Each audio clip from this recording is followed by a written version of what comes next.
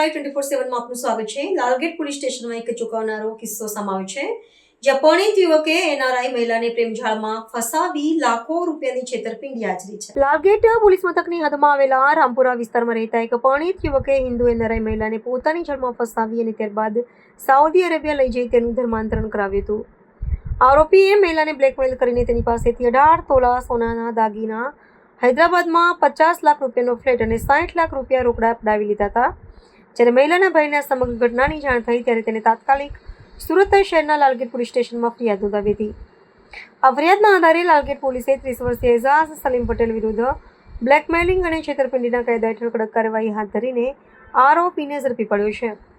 એક પરિણીત મુસ્લિમ યુવકે કેવી રીતે હિન્દુ એનઆરઆઈ મહિલાને પોતાના આકર્ષણમાં ફસાવી પહેલા સાઉદી અરેબિયા લઈ જઈ ધર્માંતરણ કરાવ્યું અને બાદમાં હૈદરાબાદમાં ફ્લેટ, સોનાના દાગીના તથા લાખો રૂપિયા રોકડા પડાવી લીધા હતા, ત્યાં ઘટનામાં ઉજાગર થયું છે।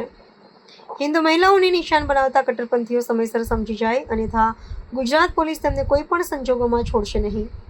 હિન્દુ સમાજે આ ઘટનાનો સખત વિરોધ નોંધાવતા માંગ કરી છે કે પોલીસ આરોપી એઝાઝ સલીમ પટેલ વિરુદ્ધ તાત્કાલિક કડક કાર્યવાહી કરીને ટૂંક સમયમાં ચાર્જશીટ દાખલ કરી તેને આજીવન કેદની સજા ફટકારે। ગઈ તારીખ 16/2/2026 એક ફરિયાદ નોંધાયેલી છે, જેમાં એક ભોગ બનનાર મહિલા અત્યારે યુએસએ રહે છે અને તેની સાથે અત્રેના લાલગેટ પોલીસ સ્ટેશન વિસ્તારમાં રહેતા એઝાઝ સલીમભાઈ પટેલ ઉંમર વર્ષ 32 નાઓએ તેની સાથે ઘોડદોડ રોડ ઉપર G3 ફેશનમાં ઓનલાઈન ઈ-કોમર્સ વિભાગમાં કામ કરતો હોય અને ઓનલાઈન શોપિંગ દરમિયાન તે એના કોઈપણ રીતના સંપર્ક નંબરો મેળવી અને તેની સાથે મિત્રતા કેળવેલી।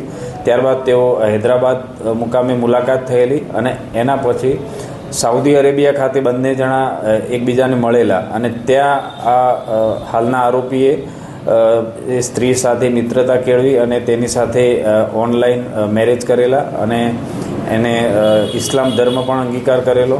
ત્યારબાદ તેઓ ઇન્ડોનેશિયા મુકામે પણ મળેલા હતા। આ બધી મિત્રતા દરમિયાન હાલના આરોપીએ ભોગ બનનારને અલગ અલગ ઈમેલ ને ટેલિફોન તેમજ મોબાઈલ વોટ્સઅપથી અત્યાર સુધી 60 લાખ રૂપિયાની માગણી કરી અને તે મેળવી ચૂકેલો છે।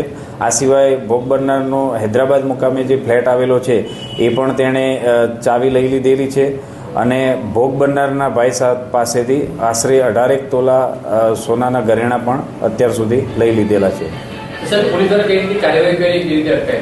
હાલમાં ફરિયાદી દ્વારા ફરિયાદ આપતા ભોગ બનનારના ઈમેલ સ્ટેટમેન્ટ આધારે આરોપીને અટક કરવામાં આવેલ છે અને ગઈકાલે કોર્ટમાં રજૂ કરી 1 દિવસના રિમાન્ડ મેળવી અને આગળની તપાસ ચાલુ છે।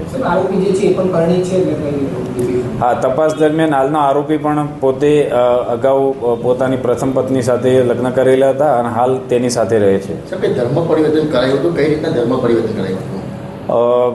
ભોગ બનનારના જે ઈમેલ સ્ટેટમેન્ટ છે અને એના ભાઈ જે ફરિયાદ આપેલી છે એમાં જણાવેલ છે કે ભોગ બનનારને ત્યાં મોબાઈલ ઉપર અને ત્યાં જ્યાં રૂબરૂ મળેલો ત્યાં મિત્રતામાં ભોળવી અને ધર્મ પરિવર્તન કરાયેલાનો આક્ષેપ કરેલો છે, પરંતુ ખરી હકીકત જ્યારે ભોગ બનનારનું નિવેદન થશે ત્યારે બહાર આવશે।